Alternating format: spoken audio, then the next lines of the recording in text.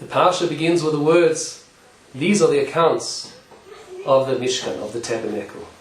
Meaning, these are the records of the amounts of donations, of materials that were donated to the tabernacle, especially the most precious elements, the gold and silver.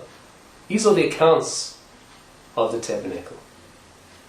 However, the word these always lights up a red light for, especially for the sages, when they study through the texts, the holy texts. So the word these seems to indicate, much as we would think, these and not those. These are the accounts of the tabernacle, as opposed to those. Those are not accounts of the tabernacle. What does that mean? What accounts is the Torah disqualifying by saying these are the accounts of the tabernacle, these and not those? So what the commentators explain is that there are other types of accounts we like to keep. For most of us, that's probably a savings account. Every month, hopefully, we draw a salary, a wage, and part of it we spend, and part of it we put away for savings, for a rainy day, and that we count up. We put in an account and we check the amount, maybe we have interest, we check the interest, we check how much it's growing each month, each year, each decade. So there are accounts that we know of that we keep. The Torah therefore is indicating that these are the accounts that are really important. While it's true that for day-to-day living we need to save money for a rainy day, it's true we need to budget our finances, balance our finances, and live in a responsible way, that we should be able to afford the cost of living now and in the future.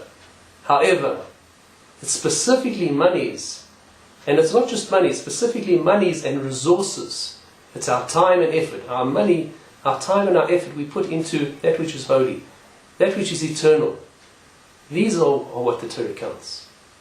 And this is a great message for us, because how much of our everyday do we waste on all sorts of nonsense, things that we afterwards, sometimes a friend can say, how did you spend your day? And what's the answer? Well, it just sort of went by. I don't remember doing anything special. Our resources, our time, and our money, and our abilities, our strengths, these are our most precious commodities. And we have to know, the Torah is reminding us over here, if we invest them in becoming the type of people that Hashem wants us to become, in terms of becoming Torah-orientated people, if we invest them in building up our fellow Jews, building up the Jewish nation, helping to draw the divine presence into our lives and into the world, so then we've invested wisely, we've done something great.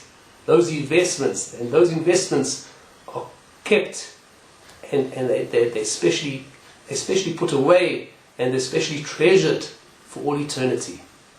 Ultimately, the message here is we must be careful always to invest all of our resources to the best possible benefit for ourselves and for our friends and families in this world, and more especially in the world of eternity.